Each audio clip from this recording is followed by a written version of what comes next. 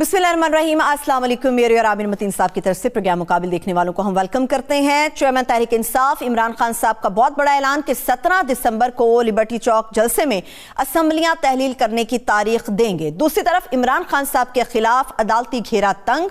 सवाल यह है कि क्या सियासी मुस्तकबिल का फैसला अदालती फैसलों से मशरूत है।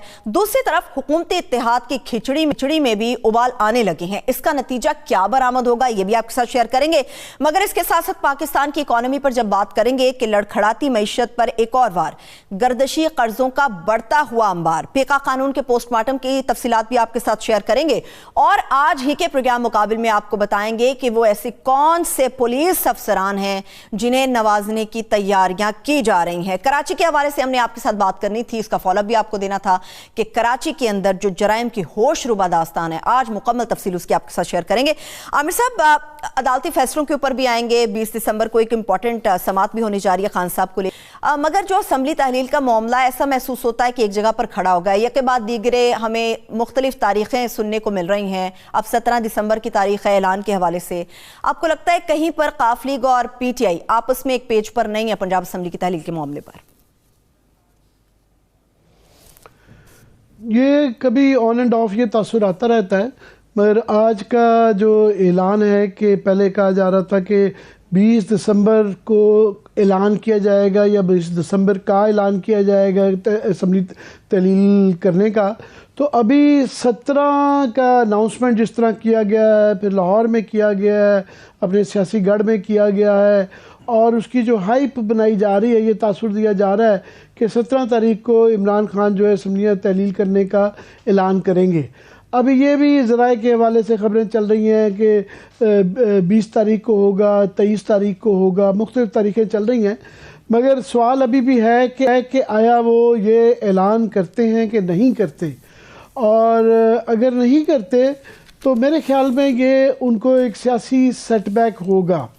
इससे एक तो सेटबैक इसलिए होगा कि इस वक्त सूरत हाल ये है कि PDM बिल्कुल भी राज़ी नहीं है कि अगले साल से पहले, और वो भी अगले साल की नवंबर तक इलेक्शन कराने के लिए जितना इसको खींचा जा सका वो खींचना चाहेंगे, और कोई आईनी कानूनी तरीका नहीं नज़र आ रहा जिसके ज़रिए उनको हटाया जा सके, और सियासी तौर पे उन्होंने ये फ़ैसला कर लिया हुआ है। इस्टेब्लिशमेंट के इमरान खान बार बार उनसे उम्मीद लगाए रखते हैं कि न्यूट्रल नहीं होना चाहिए, ब्ला ब्ला ब्ला, मगर मेरा नहीं ख्याल है इन हालात में इस्टेब्लिशमेंट इसके अंदर इन्वॉल्व होगी कि आउट ऑफ द वे जाके वो PDM को प्रेशर करे या आउट ऑफ द वे जाके वो इमरान खान साहब की प्रेशर की बात सुने और इसके असम्बलियाँ नए इलेक्शन की जो है तारीख के मतलब फ़ैसले करवाएं। वो बिल्कुल इंटरेस्टेड नहीं आते कर रहे, बिल्कुल भी लगता नहीं है कि वो ऐसे उसकी तरफ माइल हैं। अभी परवेज़ इलाही वाला एक क्वेश्चन रहता है कि वो पता नहीं तैयार हो गए हैं, अगर तो तहलील का असम्बलियों का करते हैं तो जाहिर है इससे तो यही तासुर मिलता है कि परवेज़ इलाही साहब ऑन बोर्ड हैं। आज मुनिस इलाही साहब की मुलाकात का भी बताया जा रहा था कि इमरान खान साहब से मिल रहे हैं या मिल गए हैं, तो ये अगर फ़ैसला हो गया और हो जाता है तो ठीक है, अगर नहीं होता तो फिर ये जो तासुर बना है, क्योंकि आप देखें सियासत जो है ना परसेप्शन पे चलती है। यहाँ पे परसेप्शन ये है, पहले इमरान खान साहब की बुरी परसेप्शन थी कि इनकी परफॉर्मेंस नहीं रही, फिर जब उनको निकाला गया एकदम ओवरनाइट उनकी परसेप्शन चेंज हो गई।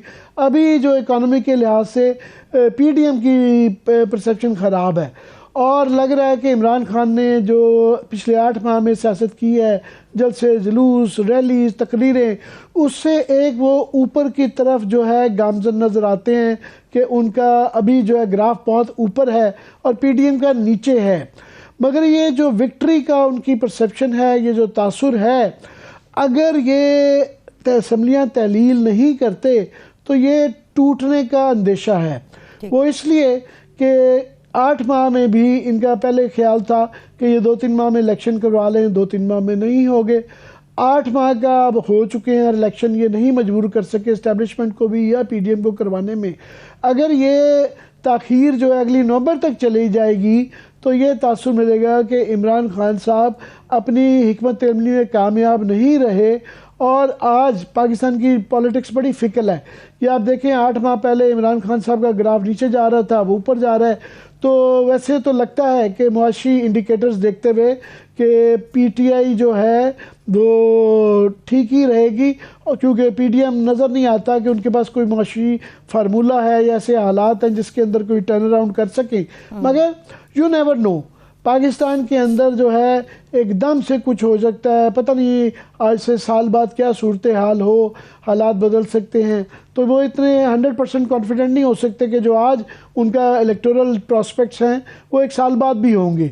तो उनको ये अभी सूट करता है कि वो तहलील करें। दूसरा, उनकी ये परसेप्शन टूट जाएगी कि जनाब वो देखें उनकी कामयाब हिकमत की वजह से उन्होंने अपना परसेप्शन भी ठीक कर लिया, पीडीएम को भी जो ज़लील रुस्वा कर दिया और अपनी मर्जी से टर्म्स डिक्टेट की। ये परसेप्शन जो अगर टूट गई और अगले साल तक बात चली गई तो फिर मैं समझता हूँ उनके लिए नुकसानदेह हो सकता है। इसलिए उनके लिए ये मेरे ज़ाती ख्याल में डू एंड डाई चीज़ है, इनको तहलील करना चाहिए। क्योंकि अगर तहलील नहीं करते अब तो फिर मार्च में, ये दिसंबर में अगर नहीं करते तो मार्च में अगर इलेक्शन नहीं होते, आगे अप्रैल आ जाता है, रमज़ान आ जाता है, रमज़ान के बाद ईद आ जाती है, या मिड में चला जाता है। मिड में के बाद है आप देखिएगा फिर आगे जून जुलाई अगस्त रह जाता है, आगे 3 माह हैं। तो फिर 3 माह से तो कोई एक्सक्यूज मी कोई फ़र्क नहीं पड़ने लगा। तो इसलिए मैं समझता हूँ उनके लिए ये बहुत क्रूशल है कि ये असम्बलियाँ तहलील कर दें। अब पता नहीं करेंगे तो ये भी लगेगा कि शायद परवेज़ लाई ऑन बोर्ड नहीं थे, शायद उनके इख्तियार नहीं था, उनकी पार्टी साथ नहीं थी। सही है, ठीक है। आपने जैसा से आमिर साहब ये बात की कि डू एंड डाई वाली सिचुएशन है, मुख्तलिफ ज़राए से, मैं तो नहीं कहूँगी, मुख्तलिफ ज़राए से इस किस्म की खबरें आ रही हैं कि जी अब शायद 23 दिसंबर तक बात चली जाए असम्बलियों को तहलील की। आपको नहीं लगता कि जितना ये डिले करते जाएंगे मौजूदा गवर्नमेंट के पास उतना बड़ा रिलीफ है? गवर्नर राज की भी बातें हमने सुनने को मिली, अभी भी हो रही हैं, अदम एतमाद के हवाले से, वोट ऑफ कॉन्फिडेंस के हवाले से भी बातें अब दोबारा से चल रही हैं। तो मौजूदा हुकूमत इस एज को इस्तेमाल करेगी, उन्हें इसका फ़ायदा हासिल होगा, आपको नहीं लगता? नहीं, वो ये जो बाकी थेरीज हैं गवर्नर राज वाला, इसकी कोई कानूनी आईनी हैसियत नहीं है, इसके लिए जो महरक़ात चाहिए, जो लवाज़मात चाहिए वो मौजूद नहीं है। मगर हाँ, जो नो और कॉन्फिडेंस वाला जो मामला है वो सिर्फ़ और सिर्फ एक फैक्टर है, एक्स फैक्टर, और वो है परवेज़ लाई साहब। अगर परवेज़ लाई साहब उनका आखिरी वक्त तक आप उनको ये कह सकते हैं कि पता नहीं चलता, पिछली दफ़ा जिस तरह अभी वो बहस ही चल रही है कि वो आखिर लास्ट मिनट पे क्यों वो दौड़ के पीडीएम से पीटीआई उन्होंने ज्वाइन कर ली थी। पहले ये बताया गया, मुनिस लाई ने कहा कि जनरल बाजवा ने किया था। आज ये खबरें चल रही थी कि नहीं, जनरल बाज इन्होंने जो है गालबन किसी पीडीएम के नून लीग के किसी लीडर ने कहा है कि नहीं, वो वापडा हाउस से जो है कॉल आई थी और एक जगह और से आई थी, तो बाजवा साहब का शायद माज़रत कता कलामी की कुछ और पेचीदगियों पे बात कर लेते हैं। उसके लिए हम शामिल गुफ्तगू करेंगे। सीनियर तज्ज़ियाकार खावर घुमन साहब ने हमें ज्वाइन किया है। Thank you so much Khawar घुमन साहब हमें ज्वाइन करने के लिए। ओवर टू यू आमिर साहब। जी खावर, बहुत बहुत शुक्रिया आपका टाइम निकालने का। मैं यही बात कर रहा था कि सबसे बड़ी बहस तो है कि इस वक्त 17 को बताया गया है कि वो लाहौर लिबर्टी चौक के अंदर जो है जलसा करके बड़ा ऐलान करने चाह रहे हैं। आप क्या समझते हैं कि ये फिर फाइनली असम्बली तहलील होने के मामला तय हो गए हैं और वो डेट दे देंगे 23 की या 20 की? आमर भाई देखें, सियासत हमने तो आपसे सीखी है और आपके तबसरे तजिए पढ़ पढ़ के और सुन के तो हम भी थोड़ा सा सियासत के ऊपर अब कमेंट करने वाले हो गए। देखिए, मेरे पास जो इतलात हैं वो उसमें एक तो जो कंसेंसस है पाकिस्तान मुस्लिम लीग नून का ये फैसला है कि अगर पंजाब असम्बली तहलील हो जाती है तो वो बिल्कुल इंतजार नहीं करेंगे, फिर कोई बात आगे चलेगी और फिर आम इंतखाबात जो है वो इकट्ठे ही होंगे। नून लीग या कोई भी सियासी जमात, खास और पाकिस्तान तहरीक इंसाफ, ये अफोर्ड नहीं कर सकते कि पंजाब के अंदर इलेक्शन हो जाए अभी 3 महीने के अंदर और उसके बाकी जो नेशनल असम्बली का इलेक्शन उस 4 महीने के बाद हूँ, तो पंजाब के अंदर जो भी पार्टी जीत के बैठी होगी जाहिर है जो नेशनल असम्बली का इलेक्शन भी फिर वही जीतेगी। बड़ा वाज़ेह सा एक इसके ऊपर आप 2 जमा 2 कर लेते हैं। अब जो इतलात ये आ रही हैं कि आज दोपहर को जो है लॉ मिनिस्टर जो आजम नजीर तारड़ साहब और अयाज सादिक साहब की मुलाकात हुई है जो है डॉक्टर आरफ अलवी साहब के साथ, और ये तसलसल है जो है मुलाकातों का जो इसहाक डार साहब की से पहले हो रही थी जो है डॉक्टर आरफ अलवी साहब के साथ। और चूंकि इमरान खान ने डॉक्टर आरफ अलवी को अपना फोकल पर्सन सारी की सारी ये नेगोशिएशन का तय किया हुआ है, और वो डॉक्टर आरफ अलवी साहब आप ये मैसेज लेके लाहौर गए हैं, जो लेटेस्ट इत्तलात के मुताबिक उनकी ज़मान पाक में मुलाकात हो रही थी या हो चुकी है अभी तक। बुनियादी तौर पर जो सारे का सारा जो मामला आगे बढ़ रहा है वो यही है कि कुछ डेट्स फाइनल हो रही हैं कि किन के ऊपर जो इलेक्शन करवा लिया जाए। वफाकी हुकूमत का ये ख्याल है और वो रिक्वेस्ट कर रहे हैं कि जी हमें बजट पेश करने दे तो उसके बाद हम चले जाएंगे। जाहिर है इमरान खान किसी सूरत ये बात मानने को तैयार नहीं है, लिहाजा अब देखना यही है कि आइंदा जो ये खान साहब ने जो ऐलान किया कि 17 दिसंबर को वो अनाउंस कर देंगे, मुझे यही लग रहा है कि आइंदा हफ्ते के दौरान आप देखेंगे जो बैकग्राउंड के अंदर इनके आपस में राब्ते चल रहे हैं, और सियासी जमातें कभी भी राब्ते नहीं तोड़ती, क्योंकि ये नहीं मुमकिन हो सकता कि मुल्क के 17 हिस्से में इलेक्शन हो रहा हो, पंजाब और केपी में, और बाकी जो पाकिस्तान आराम से बैठा हो, क्योंकि पाकिस्तान की जो सियासत है वो ड्राइव करता है पंजाब के अंदर जब इंतखाबात होंगे तो फिर पूरे मुल्क के अंदर इंतखाबात का माहौल बन जाएगा और इंतखाबात की तरफ सबको जाना पड़ेगा। एक अहम बात जो मेरे ख्याल में वो भी हम सबके जहन में है कि पाकिस्तान की जो मुआशी हालत है वो इस नहज पे पहुंची हुई है कि अगर फर्ज करें हुकूमत बैठी रहती है और पंजाब और जो खैबर पख्तूनख्वा की असम्बलियां डिजॉल्व हो जाती हैं, तो मुल्क के अंदर किसी सूरत में आपको स्टेबिलिटी जो सियासी इस्तेहकाम है वो पैदा होता हुआ नजर नहीं आएगा। सारी दुनिया आपको ये कह रही है, आपके दोस्त अहबाब कह रहे हैं, आपको IMF कह रहा है, आपको बाकी जो इंटरनेशनल फाइनेंशियल इंस्टीट्यूशंस हैं वो कह रहे हैं, जो इंटरनेशनल जो इन्वेस्टमेंट कंपनीज हैं वो भी आपको ये कह रही है कि खुदारा मुल्क के अंदर सियासी इस्तेहकाम पैदा करें, इसके बगैर आपकी मुआशी हालत बेहतर नहीं होगी। ये बिल्कुल आपने सॉरी आपकी बात काट रहा हूँ, बिल्कुल आपने सही कहा कि अगर हालात मुल्क के देखें और मुआशी हालात देखें तो कोई भी इससे जान छुड़ाने की कोशिश करेगा कि कोई तस्फिया कर लिया जाए, मगर मुझे शक पड़ता है कि नून लीग ने ये डिसाइड कर लिया हुआ है कि उनके यहाँ जो ख़ास तौर पे हॉक्स हैं कि जितना स्ट्रेच किया जा सकते इसको किया जाए, और ये जो मुलाकातें हैं ये सिर्फ एक तरीक़ाकार है, बहाना है, या आप कह लें एक चाल है कि इनको किसी तरीके से गुफ्तगू में डाल के 1-2 माह का टाइम लेके बगैर अनाउंसमेंट, क्योंकि उनको कोई नहीं रोकता अगर वो अनाउंसमेंट, मेरा ख्याल है बल्कि आप मुझसे ज़्यादा खबर आपके पास होती है कि ये खान साहब तैयार हैं शायद 1-2 महीने भी स्ट्रेच करने पे, अगर ये इसका ऐलान कर दे। वो ऐलान नहीं कर रहे हैं, वो बातचीत किए जा रहे हैं, और उनका है कि ये किस तरीके से अगर मई तक स्ट्रेच कर दी बातों की वजह से तो ये फिर वो जीत जाते हैं, फिर आगे 2-3 बार रह जाती हैं।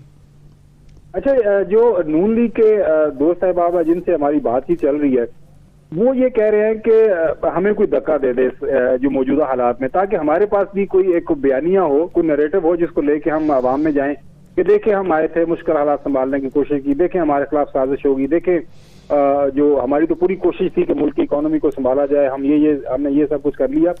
कल की अमर भाई अगर आपने गौर से प्रेस कॉन्फ्रेंस सुनी हो जो है शहबाज शरीफ साहब की, उन्होंने अपनी प्रेस कॉन्फ्रेंस के आखिरी हिस्से के अंदर बिल्कुल एक बात की थी, साफ और शफाफ इंतखाबात होंगे तो फिर हम भी उनको मान लेंगे। फिर एक और बात की उन्होंने कि जी जो एस्टैब्लिशमेंट का किरदार है उसी के अंदर रहते हुए ये अपना अदा करेंगे तो सबके लिए अच्छा होगा। अब उनको ये लग रहा है क्योंकि आज 2-3 चीजें हुई हैं, BNP मैंगल, JUIF और साथ में मेरी क्लास के मुताबिक एक हाई पावर डेलीगेशन जो एम का वो भी इस्लामाबाद के अंदर आके बैठ चुका हुआ है, वो भी सारे बातचीत कर रहे हैं। मसला ये है कि इलेक्शन के दौरान तो जाना ही पड़ेगा, आपने 4 महीने पहले नहीं तो 4 महीने के बाद आपको जाना ही पड़ेगा। लिहाजा अब हर सियासी जमात ये सोच रही है कि हमने अवाम में कौन सा जो है बयानिया, कौन सा नरेटिव लेके जाना है। इमरान खान को 4 महीने पहले इलेक्शन मिल जाए, 4 महीने बाद में इलेक्शन मिले, इमरान खान को विन विन सिचुएशन ही मिल रही है। देखिए इमरान खान अगर असेंबली से निकल जाता है, उनको इमरान खान को कुछ लोग डरा रहे हैं कि अगर केपी से पंजाब से निकल जाएंगे तो आपको मार पड़ेगी, ये हो जाएगा, वो हो जाएगा। देखिए इवेंचुअली तमाम जो सियासी कुव्वतें हैं वो आइन के ताबे रह के अपने आगे बढ़ना है। तो अगर पंजाब और केपी के अंदर हालात खराब हो जाते हैं, आपके केयर टेकर्स बिठा देते हैं, तो कोई शख्स बता दें कि पाकिस्तान के अंदर सियासी इस्तेहकाम पैदा होगा। कल हमने अपने प्रोग्राम में डॉक्टर अशफाक हसन साहब को लिया था, उन्होंने एक तो बात यही की कि पाकिस्तान के जो मुआशी इस वक्त हालात हैं 75 साल तारीख के अंदर कभी भी इतने मखदूश हालात नहीं हुए। ये तमाम जो इकोनॉमिस्ट हैं हर तरफ से जिससे भी बात करें वो यही बात कर रहे हैं अक्रॉस द बोर्ड। सारे आप तरफ से तजिए पड़े तमाम अखबारात के अंदर, तो वो कोई अगर प्रो पीटीआई है या प्रो पीएमएलएन है या प्रो किसी और जमात है, वो एक बात के ऊपर सारे वो कंक्लूड करते हैं अपने आर्गूमेंट का कि पाकिस्तान की अगर जो है मुआशी हालत बेहतर करनी है तो उसका वाहिद हल है कि आप आवाम से पूछ लें। आईने पाकिस्तान ये कहता है कि अल्लाह ताला के बाद जो हाकमियत का हक है वो आवाम की राय का है, तो आवाम की राय के सामने सबको सरनगू करना पड़ेगा। हालात बड़े आइडियल हैं, एस्टैब्लिशमेंट कहती है। खबर ये आप बिल्कुल आपकी जो बातें हैं किसी से डिसएग्री नहीं किया जा सकता, पर मुझे नून लीग का डिलेमा ये लगता है कि उनको एक विक्ट्री बयानिया, जिस तरह आपने फरमाया, एक जीतने वाला बयानिया भी चाहिए और साथ में उनको लिए मजबूरी है कि उनके अभी केसेस काफ़ी सारे ख़त्म हो गए हैं मगर कंप्लीट नहीं हुए हैं। उनको अभी काफ़ी मेरा कुछ महीने दरकार होंगे जिसके अंदर ये सारा प्रोसेस मुकम्मल हो, मियाँ साहब के भी मुकदमे ख़त्म हो जाएं और उनके भी जो बाकी रह गए हैं अभी ज़मानतें तो हो गई हैं मगर वो बड़ी तेज़ी से गामज़न है कि वो जो उनकी रहाई भी मुकदमात में करप्शन के सारे हो जाए और नैब के अंदर बाकी पीडीएम के लोगों के भी इस तरह की सूरत हाल है, तो इसलिए उनको डेस्परेट हैं कि टाइम चाहिए। तो ये डिलेमा जो है कि नैरेटिव भी चाहिए कि विक्ट्री का और ये भी चाहिए, तो ये best of the both worlds कैसे लेंगे? देखिए अमर भाई, इस वक्त ना नून लीग एक double deputy sort of situation create हो चुकी हुई है। इलेक्शन में वो नहीं जा रहे, डर रहे हैं क्योंकि अननोन जो सूरत हाल है सारी की सारी रिपोर्ट्स उनको मिल रही है। उनको पता है कि इमरान खान इस वक्त जो है अपनी मकबूलियत की इंतखाब के ऊपर पहुंचा हुआ है। हालात जो भी है जिसकी भी वजह से उसके ऊपर आर्गूमेंट हो सकता है, लेकिन इंतखाबी सतह के ऊपर आप किसी पंजाब के अंदर हल्के मेरा ताल्लुक और आपका ताल्लुक सेंट्रल अपर पंजाब से है, लाहौर में जाके बात करें, सियालकोट में, गुजरांवाला, किसी भी हल्के के अंदर जाके बात करें तो सबको नजर आ रहा है कि इस वक्त जो है इमरान खान एक अच्छी पोजीशन के अंदर बैठा हुआ है। आपने बड़ा अच्छा जिक्र किया आगे कि इस हुकूमत की जो मुश्किलात चल रही हैं वो बिल्कुल आपने सही निशानदेही की कि जिस तरह बीएनपी मेंगल और जेयूआई इनके इत्तेहादी हैं वो कल रिकोडिक पे जो है बाइकआउट करके चले गए क्योंकि सबको वो नैरेटिव चाहिए। क्योंकि जिस तरह बीएनपी मेंगल है उनका नैरेटिव ये रहा है कि जी वो पंजाब के खिलाफ और वफाक के खिलाफ जो है सूबे की जंग करते रहे हैं। बिल्कुल। अब ये है कि वो पंजाब के जब वो एलआई बन गए हैं और साथ में जो वफाक की हुकूमत का भी हिस्सा है तो ये आगे इलेक्शन में नैरेटिव उनको पता है बलूचिस्तान में ये नहीं चलेगा। मगर अभी फ़िलहाल वो दोनों चीज़ें चलाने की कोशिश कर रहे हैं, जाली सा फेस सेविंग भी कर रहे हैं कि जी हम अलामती बाइकआउट करके वापस आ रहे हैं, मगर उनको कोई इस तरह का बेबुनियादी चाहिए। यही सूरत हाल जेयूई की, यही एमक्यूएम की है, यही अभी बाकी इतलात भी आई हैं कि पश्तूनख्वा इस वक्त कोई इलेक्टोरली तो बड़ी फोर्स नहीं है। मगर आज डॉन अखबार के अंदर जो है सलीम शाहिद हमारे दोस्त की खबर थी कि उनके इख्तलाफात बहुत बढ़ गए और वर्चुअली पश्तूनख्वा अवामी मिली अवामी पार्टी महमूद खान अचकज़ई साहब की वो 2 हिस्सों में बन गई है। तो ये टू सम अप ये सारे जो उनके एलाइज के प्रेशर आ रहे हैं और हर एक को जो बयानियाँ चाहिए तो वो कैसे ये दोनों चीज़ें होंगी, हुकूमत भी चाहिए और बयानियाँ भी चाहिए। बिल्कुल आपकी बात सही है। एक तो अमर भाई ऑलरेडी हम इलेक्शन मोड के अंदर जा चुके हैं। हर पोलिटिकल पार्टी कोई वही ख्वाहिश है कि वो अपनी आवाम में जाए और उनके हाथ में कोई एजेंडा हो जो बताए कि ये इसकी वजह से हमने ये नारा लगाया, तो अब मिल नहीं रहा। इमरान खान जिसको हम समझते हैं कि शायद सियासत नहीं आती, इमरान खान ने जो है ना चेस बोर्ड के ऊपर बड़ी अच्छी चालें, ब्रिलियंट मूव्स कर रहा है। अब ये भी बहुत सारे लोगों को शक था कि इमरान खान ऐसे ही दावे कर रहा है कि वो नहीं तोड़ेगा, पंजाब असेंबली नहीं तोड़ेगा, केपी असेंबली नहीं तोड़ेगा। इमरान खान ने कह दिया है कि मैं यक मुश्त दोनों असेंबली तोड़ूंगा, हमारे एमएनए जाके हम द फ्लोर ऑफ हाउस करेंगे, बाकी जो हमारे लोग बलूचिस्तान के अंदर हैं, सिंध के अंदर हैं, सब जगह से हम निकलेंगे और उसके बाद आप सब आप इलेक्शन करवाना चाहते हैं करवा लें। अब जो हालात के मुल्क इस वक्त बने हुए हैं तो कौन इन हालात के अंदर इलेक्शन में जाएगा तो वहां से इनको क्या मार पड़ेगी ये भी सबके सामने। लिहाजा ये जो कोशिश हो रही है ना, आज ये जो मिले हैं, पहले डॉक्टर साहब मिले, आज आजम मिले हैं और साथ जो है साहब भी मिले हैं, कोशिश इनकी है कोई ना कोई हल निकाला जाए, कंसेंसस डेट इनको मिल जाए। लेकिन वो अमर भाई, मैं इस बात से आपसे थोड़ा सा डिसएग्री करूंगा। अब नून लीग के पास ऑप्शन मेरे ख्याल में खत्म हो गए हैं। अब वो आपके ख्याल में वो वाकई माइल हो गए हैं कि पंजाब में अंदर असम्बली तहलील होने की सूरत में वो कभी भी नहीं चाहेंगे वफाक में रहना, पंजाब बचाना इतना इंपॉर्टेंट है कि वो इनके साथ डील करके जब भी ज़्यादा टाइम लेना चाहेंगे, मगर वो इंटरेस्टेड हो गए हैं कि नेशनल असम्बली की तहलील भी कर दी जाए? देखिए ना, अब ये अमर भाई आप देखें कि पंजाब के अंदर हम सिनारियो है ना, इस वक्त जो सारे सर्वेज आ रहे हैं उसके मुताबिक इमरान खान पंजाब के अंदर एक हैवी मार्जिन से लीड कर रहा है। अब 3 महीने के अंदर पंजाब के अंदर इलेक्शन हो जाते हैं और केपी के अंदर इलेक्शन हो जाते हैं। अब बाहर यही लग रहा है कि इमरान खान जीत जाएगा। रमजान से पहले पंजाब और केपी के अंदर जो हैवी मेजोरिटी के साथ इमरान खान की हुकूमत कायम हो जाती है। तो जो कितनी साजिश अहम और जो है सियासी तौर पर अकल होगी पाकिस्तान मुस्लिम लीग नून कि वो पंजाब की हुकूमत 2/3 मेजोरिटी के साथ इमरान खान की गोद में डालें और उसके 4 महीने के बाद वो नेशनल असम्बली के इलेक्शन में जाएं। और जब पंजाब के अंदर एक हुकूमत बैठी होगी, नून लीग पीटीआई की फर्ज करें, वो जीत जाते हैं, तो फिर नून लीग को पंजाब के अंदर कौन इलेक्शन देगा या कौन उनको वोट डालेगा? बिल्कुल, और ये केयर टेकर गवर्नमेंट नहीं होगी, ये पीटीआई की गवर्नमेंट होगी, उससे बड़ा फर्क पड़ जाएगा।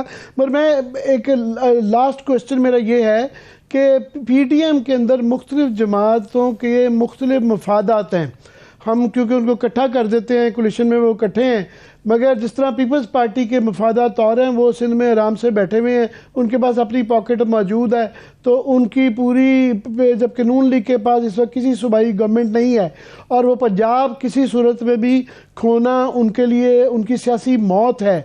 इस तरह केपी के अंदर जेयूआई और बाकी जो पार्टियां हैं वो अभी अगर वो हार जाती हैं यहाँ पे, तो वो वहाँ से नेशनल से भी निकल जाएंगी, उनके लिए भी ये बहुत ज़्यादा है। सो पॉइंट इज़ कि पीपल्स पार्टी के मफादात जो हैं वो ज़रा मुख्तलिफ हैं, बाकी पार्टियों के शायद जो मफादात हैं इस वक्त इलेक्शन तहलील करवाने में या इलेक्शन करवाने में वो मुख्तलिफ हैं।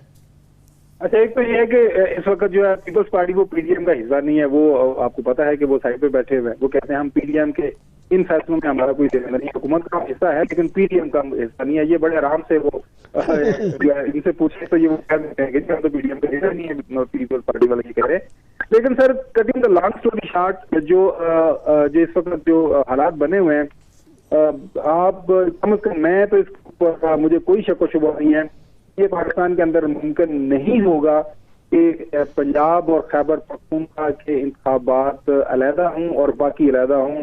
अगर फर्स्ट असम्बली तहरीर कर देते हैं, पीएमएलएन जो है वो अब कौन सा तरीका का इस्तेमाल करेगी, कौन सा वो लीगल और जो है कानूनी और आईनी तो मीन वो इस्तेमाल करेंगे कि जो इलेक्शन को डिले करेंगे। क्योंकि हमारे जितने भी आईनी माहिरीन से बात हुई है वो कहते हैं कि ये तो बहुत ही एक जो है आइन की वायलेशन होगी अगर किसी सजा के ऊपर ये कोशिश की जाएगी कि जी मुल्क के अंदर लॉ एंड ऑर्डर सिचुएशन है, जो है इकोनॉमिक इमरजेंसी है जिसकी वजह से इंतखाबात नहीं करवाए जा सकते।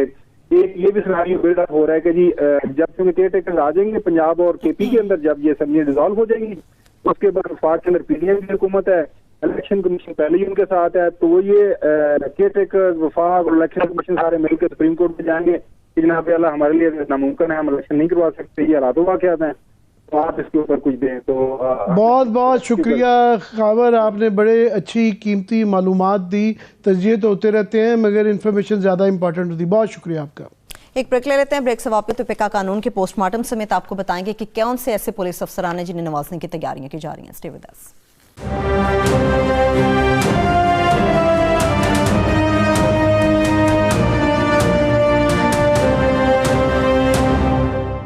ब्रेक के बाद एक बार फिर से प्रोग्राम में हम आपको खुशामदीद कहेंगे। आमिर साहब, जब भी हम पुलिस अफसरान की तरक्कियों की बात करते हैं, मेरिट की या नवाजने के ऊपर बात करते हैं, तो ये मामला मेरिट से कम हमेशा एक स्कैम के तौर पर नजर आता है। अब की बार क्या सामने आया है?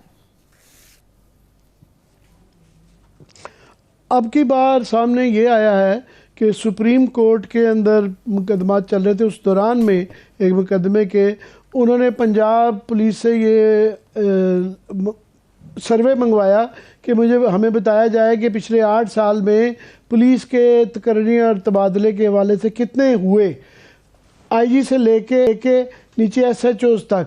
तो ये रिपोर्ट पेश हुई है जो कि हमारे जो शकूक थे उसको बिल्कुल साबित करती है कि वो बिल्कुल सही थे।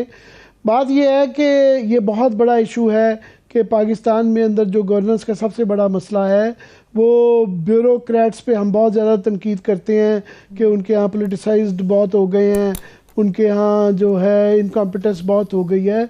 मगर एक चीज़ जो जवाब जो उनका जायज़ है कि जब तक सिक्योरिटी ऑफ टेन्योर ना हो, जब तक उनको ये ना पता हो कि उन्होंने कितना अरसा रहना है, तो वो कोई भी अफसर जो है वो अपनी परफॉर्मेंस नहीं दे सकता। कोई भी अफसर जब किसी जगह पे लगता है, सूबे में, ज़िले में, तहसील में, तो उसको एक टाइम चाहिए होता है सेटल डाउन होने का, अंडरस्टैंड करने का।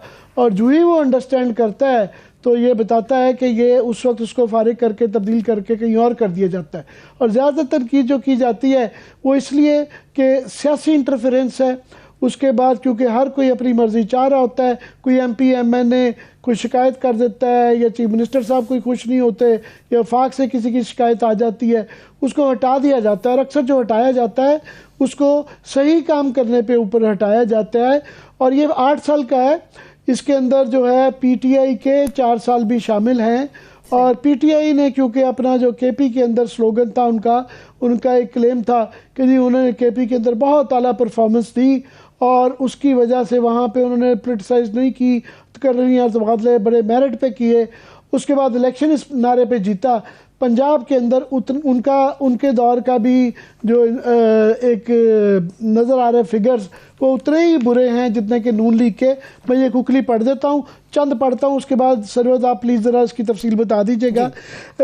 पंजाब पुलिस में पिछले 8 साल में जो रिपोर्ट आई है, 8 साल में पंजाब के 12 IG तब्दील हुए। 12 IG, इसकी औसत जो थी वो 8 माह रही। टोटल 8 साल की औसत देखें। और ये वहाँ पे जो दुरानी साहब एक ही रहे KP में और उनको बहुत क्रेडिट दिया जाता था कि इसकी वजह से वहाँ पे बड़ी स्टेबिलिटी रही। उन्होंने अपने टेन्योर मुकम्मल किया। उसके बाद नेक्स्ट जो छोटा अफसर आ जाता है CCPO जो लाहौर है के ओहदे पर 8 अफसरान आए और गए। हर अफसर 12 माह तक ओहदे पर रहा।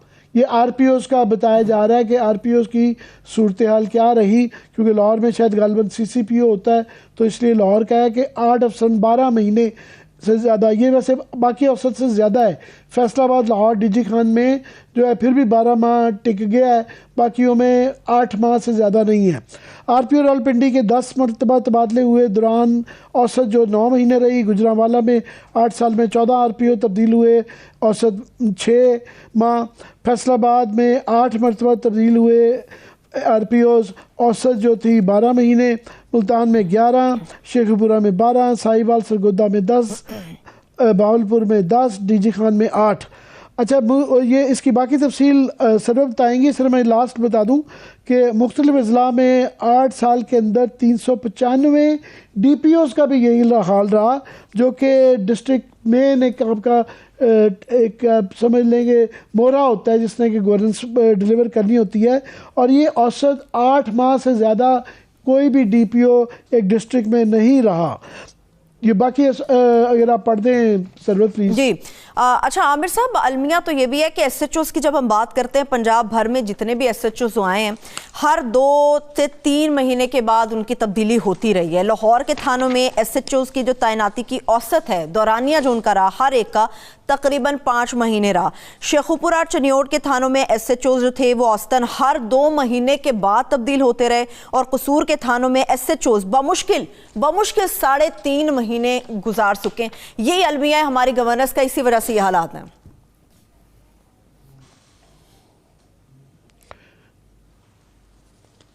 अच्छा, ये जो है मेरा बाकी तफसीलात जो हैं तो आती रहेंगी। मेरा ख्याल हमारे साथ अगर ज्वाइन कर लिया है नईम खान साहब ने IG अभी उनसे राब्ते की कोशिश कर रहे हैं आमिर साहब, राब्ते की कोशिश कर रहे हैं, राब्ते की अभी कोशिश कर रहे हैं उनसे। अच्छा, बिल्कुल वो ये अब ये है कि जब IG के लेवल पे भी 8 माह औसत होगी और SHO के लेवल पे सिर्फ 5 माह, 5 माह के अंदर हर SHO तब्दील रहेगा तो फिर क्या गवर्नेंस एक्सपेक्ट किए से उम्मीद लगाई जा सकती है, और ख़ास तौर इस पे लिए कि ये गैर कानूनी भी है। सुप्रीम कोर्ट के अंदर मेरा ख्याल आयशा अंद्राबी नाम के से ये एक केस था जिसके अंदर वाजे किया गया था कि आपने जो टेन्योर, सिक्योरिटी ऑफ टेन्योर जो है, जो कि मेरा ख्याल एक पोस्ट का वो 3 साल के करीब है, मुख्तलिफ पोस्टों के लिए मुख्तलिफ हैं, मगर वो सिक्योरिटी ऑफ टेन्योर कहा गया था कि आपने किसी को बिला जवाज़, आपने बगैर वजह के चेंज नहीं करना, अगर किया जाए तो उसके अंदर जवाज़ भी कई दफ़ा देने की ज़रूरत होती है। चलिए एंगेज कर लेते हैं आमिर साहब। देखा गया है कि इसके अंदर कानून माजरत साबिक IG खैबर पख्तूनख्वा नईम खान साहब हमारे साथ मौजूद है, उन्हें साथ मिलाते हैं। बहुत शुक्रिया, thank you so much Naeem Khan साहब। ओवर टू यू आमिर साहब। जी नईम खान, आपने बड़ा एक शानदार दरख्शां आपका करियर रहा पुलिस में, तो ये आप बताएं कि ये जो औसत 5 माह SHO और औसत 8 माह पंजाब के अंदर रही, क्योंकि सारे पाकिस्तान के अंदर ही ऐसा सिलसिला रहा, मगर पंजाब जो कि 56% है, मेरा यहाँ सबसे ज़्यादा बुरे हालात हैं, इससे पुलिस की कारकर्दगी पे क्या असर पड़ता है? जी अस्सलाम वालेकुम जी आमिर साहब, thank you for taking me on your show.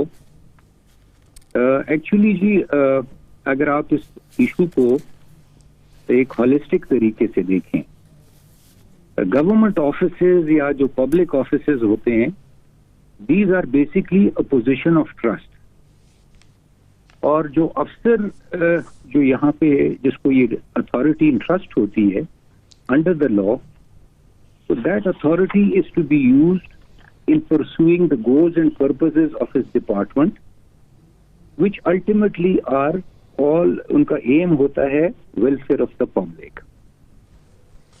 जब कभी आप एक किसी अफसर को एक पोजीशन ऑफ ट्रस्ट, चाहे वो SHO हो, SDP हो, DPO हो, RPOs हो या सीनियर ऑफिसर्स हो, जब भी आप उनको वहां पोस्ट करते हैं तो ये एक्सपेक्टेड होता है कि they will perform to the best of their abilities to attain all these goals and objectives जो कि उनके डिपार्टमेंट के एम्बिट में आते हैं। जब हम सिक्योरिटी ऑफ टेन्योर की बात करते हैं तो सिक्योरिटी ऑफ टेन्योर की इंपॉर्टेंस यहाँ पे आती है कि not only it security of tenure makes an officer feel secure against external influences and interferences, और ना ही उसको फिर वो एक ऑफ होना चाहिए कि उसकी डिसीजन मेकिंग जो है if it is independent, legal and ethical, तो he should not fear any adverse action और he should be able to withstand pressure. Not only the officer but security of tenure also helps give the system as a whole stability, because वो जो continuity of focus होता है on those policies और वो जो initiatives होते हैं which have been started by that officer, that sort of help in implementing the policies better. वो तो पुलिस की, नईम खान बहुत अच्छी बात की आपने, वो तो ये तो पुलिस का बिल्कुल हो गया, सारा वर्किंग ही रुक जाती है जब उसका सिक्योरिटी ऑफ टेन्योर नहीं है, उसे ये नहीं पता कि कितने दिन रहना है, कितने दिन नहीं रहना, और इसलिए वो बेंड किया जा सकता है। मगर इसके ओवरऑल गवर्नेंस के ऊपर क्या असरात होते हैं, आप इसको अगर ज़रा हम उर्दू में बता सकें तो नाज़रीन को ज़्यादा समझ आएगा। गवर्नेंस पे ये है, देखें कि जो गवर्नमेंट की जो एक्टिविटी है ना, मतलब उसका एम जो है वो ये है कि जिसमें पब्लिक का वेलफेयर वो एम होना चाहिए। तो गवर्नमेंट का सिस्टम ऐसे है कि उन्होंने मुख्तलिफ लोगों को ये अथॉरिटी दी हुई है कि वो लॉ को, वो पॉलिसीज को इम्प्लीमेंट करें। जब वो ऑफिसर फ्री होंगे और फियर, उनको कोई डर नहीं होगा, उनको कोई खौफ नहीं होगा, तो इट इज एक्सपेक्टेड, तवक्को ये होगी कि उनकी डिसीजंस जो हैं वो भी ठीक होंगे और लोगों को भी एक फेयर, इंडिपेंडेंट और एक एथिकल तरीके से डिलीवरी होगी। पुलिस स्टेशन के लेवल पे अगर आप देखें, frequent transfers of SHOs is also, ये भी बहुत बड़ा इशू है। यहाँ पे अदर देन अदर थिंग्स, जो मेंटेनेंस ऑफ पुलिस रिकॉर्ड है वो भी अफेक्ट होता है। दूसरा ये है कि जब कोई ऑफिसर क्या कहते हैं उसको, आप अपने टेन्योर से पहले ट्रांसफर करते हैं और जबकि उसका कोई कसूर भी ना हो, तो ये बहुत गलत सिग्नल भेजता है to the others, not only in the district but in surrounding district.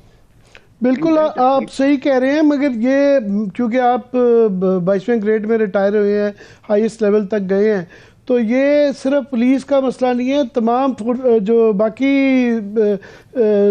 Sectors हैं, फॉर एग्जांपल PAS का भी, डिस्ट्रिक्ट एडमिनिस्ट्रेशन का भी यही हाल है। वहाँ भी अगर आप सर्वे करें तो टेन्योर के इस तरह ही रहेगा। इवन 22वें 21वें ग्रेड में भी, 22वें ग्रेड में भी सेक्रेटरीज का भी शायद औसत इससे करीब करीब ही रहेगी।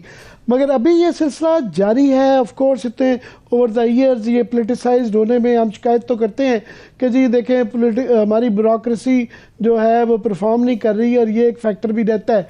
बट साथ में गवर्नमेंट्स का रहता है। अभी रिसेंटली मैं चाहूँगा कि आपका ओपिनियन लूँ कि ये 250 लोग जो हैं वो प्रमोट हुए थे, बोर्ड बना के किए गए थे। अभी 3 माह हुए हैं कि उस बोर्ड की डिसीजन नहीं हो रही, और वहाँ बैठ के सोचा जा रहा था कि जनाब इनको किया जाए कि ना किया जाए, किसको निकाला जाए किसको नहीं है। फाइनली सुना है कि वो बोर्ड की अनाउंसमेंट, अब वो उनकी अनाउंसमेंट हो रही है, मगर ये उन्होंने किया है कि ये इनको जो जिनको कई लोगों को जिनको सुपरसीड किया गया था उनको डिफ़र कर दिया गया है 20वें ग्रेड और 21वें ग्रेड के ये अफसरान थे। साथ में जो आपसे पूछना चाह रहा हूँ नईम खान, वो है 22वें ग्रेड, जो कि एक पिनिकल ऑफ ब्यूरोक्रेसी होता है। ये कुछ माह पहले किया गया और हमने देखा कि उसके अंदर जिस तरह डॉक्टर तकीर शाह की जो एक स्टेज पे निकाले जा रहे थे, और बेताशा और भी जो थी, उसके अंदर बड़ा ज़ाती चीज़ें नज़र आईं। और ओवर अ पीरियड टाइम हमने देखा है कि लोग जो किए जाते हैं उसके अंदर, फॉर एग्ज़ाम्पल आपके दौर में 15th कॉमन के अंदर जो एक जूनियर जब कोई अफसर को फवाद हसन फवाद साहब जो आगे थे उनके अंदर भी किया, और अभी भी आपके बैच के फॉर एग्ज़ाम्पल 15th कॉमन के जो है मैं देख रहा था कि ये अहमद अरीफ औरकज़ई साहब हैं, वो अभी 20वां 21वें शायद बैच तक आ गया है। उनके डे आफ्टर डे उनकी प्रमोशन नहीं रुक रही। शायद आजम खान से भी उनको प्रॉब्लम था। तो ये जो ब्यूरोक्रेसी के अंदर भी, बाकी ब्यूरोक्रेसी में भी प्रमोशन का इशू है। How do you deal with that? Aamir साहब, यू हैव रेज्ड, आपने एक नया सब्जेक्ट छेड़ा है। बेसिकली प्रमोशन जो है इसके बाकायदा रूल्स हैं, और there is a body, central selection board है, हाई पावर बोर्ड है, इसमें सुपीरियर कोर्ट की जजमेंट्स हैं। तो मैं unfortunately I have not been, मैं ये फॉलो नहीं कर पाया ये जो अभी रिसेंटली प्रमोशंस हुए हैं, क्योंकि मैं तो रिटायर हो गया था, तो उसके बाद मैंने इस तरफ ध्यान नहीं दिया। लेकिन मुझे उम्मीद है कि they will be following rules, और वो जो हाई सुपीरियर कोर्ट्स की तरफ से जो लॉ ले डाउन किया है। एक बात मैं कहना चाहूँगा, अगर आपकी इजाज़त हो, ये जो आप सिक्योरिटी ऑफ टेन्योर की बात कर रहे थे ना, तो उसका एक डाउन साइड भी होता है सिक्योरिटी ऑफ टेन्योर का, और वो ये है कि what if the officer goes रोग, तो उसके लिए फिर एक चेक्स एंड बैलेंसेस का सिस्टम और एक accountability by the supervisory officer, वो एक बहुत लाजमी है। तो इसलिए ये बहुत मैं इसको फील करता हूँ कि जब भी आप ऑफिसर्स पोस्ट करते हैं पुलिस के हवाले से, SHOs, SDPOs, DPOs, DIGs, even IGs, तो पहले उनकी पोस्टिंग से पहले आप ड्यू केयर एंड डिलीजेंस कर लें। यहाँ डिलीजेंस कहाँ पे होगी नईम खान? आपको पता है कि यहाँ देखा जाता है कि कौन हमारे लिए आउट ऑफ द वे जाके रूल्स बेंड करके करेगा। हमारे साथ रहिएगा, मेरा सरवत ब्रेक लेना चाह रही है। बिल्कुल आमिर साहब, मुझे एक ब्रेक की तरफ बढ़ना होगा। ब्रेक से वाकई गुफ्तगू यहीं से आगे बढ़ेगी, हमारे साथ रहिए।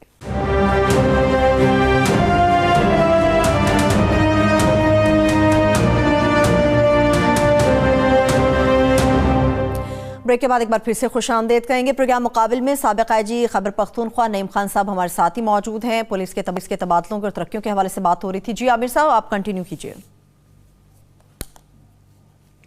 जी नईम खान, क्विकली, हमारे बड़ा थोड़ा टाइम है, कि ये बताएंगे कि ये जो सारे पुलिस का मैस है और बाकी ब्यूरोक्रेसी का मैस है, इसकी क्या सलूशन क्या है? जी, पुलिस के हवाले से तो मैं ये कहूँगा कि सुप्रीम कोर्ट ऑलरेडी इस मसले को देख रही है।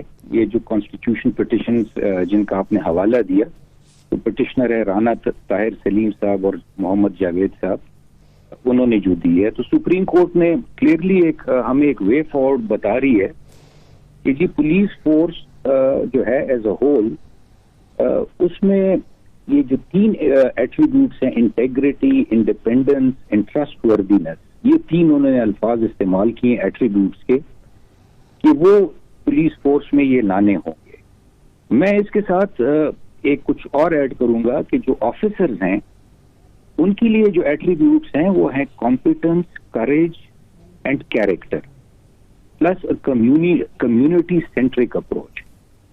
तो सिस्टम भी आप मजबूत करें, लेकिन ऑफिसर जो हैं वो भी they also need to exhibit, उनको भी अपनी कॉम्पिटेंस, करेज और कैरेक्टर शो करना होगा, स्टैंड लेना होगा। ये तो वैसे तो मिस इंदिराबी की भी पहले सुप्रीम कोर्ट की ऑब्जर्वेशंस हैं कि सिक्योरिटी ऑफ टेन्योर होगा, पर इम्प्लीमेंट नहीं होती। बस इसमें कुछ इंडिविजुअल फेलियर्स हैं, और individuals also have to, I think, pull up their socks. They have to exhibit competence, courage, character and a community-centric approach. ये तो वैसे बातों में बिल्कुल वो अच्छा, पर easier said than done. Individuals जो हैं वो वहाँ पे क्योंकि सियासत में बैठे हुए हैं, और आप सही कह रहे हैं कि फोर्स की तरफ से खुद भी इंटेग्रिटी दिखाने की ज़रूरत है कि इस तरह का जब बहुत ब्लेटेंटली किया जाए, जिस तरह की वहाँ पे पंजाब के अंदर ये इशू हुआ था कि आईजी को ओवरनाइट आपने तब्दील कर दिया, मगर वहाँ पे बाकी बैचमेट्स या बाकी कम्युनिटी जो है या बाकी इवन कुछ साबिक आप जैसे आईजी हज़रात ने प्रोटेस्ट किया, पर सर्विंग कोई नहीं करता और नौकरी भी नहीं छोड़ता, उन्हीं टर्म्स एंड कंडीशंस पे कबूल कर लेते हैं। नहीं, देखें, ये मतलब इस हद तक बात नहीं जानी चाहिए कि कोई नौकरी छोड़े, लेकिन आप ये देखें कि एक फोर्स में जब आप एक सर्विस में होते हैं तो आप एक दूसरे से स्ट्रेंथ। चलिए इंशाल्लाह ताला नईम खान साहब को दोबारा से हम सहमत देंगे। बहुत माजरत, मेरे पास वक्त बिल्कुल खत्म हो चुका। नईम खान साहब, आपके वक्त के लिए बेहद शुक्रिया। इजाजत दीजिए, तमाम देखने वाले हाल रखिए, खुदा हाफिज।